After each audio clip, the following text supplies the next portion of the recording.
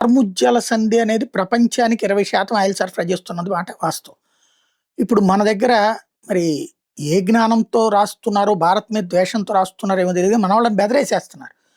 పబ్లిక్‌ని. బెదిరేసేసి మనకు 60% అక్కడి నుంచినే వద్ది, 70% అక్కడి నుంచినే వస్తున్నది. బట్ లెక్క ఏంటయ్యా అంటే చైనా వాళ్ళకి 38% అట్నుంచి వస్తది హార్ముజ్‌కి. భారతదేశానికి 15% మాత్రమే హార్ముజ్ జలసంధి నుంచి వస్తది.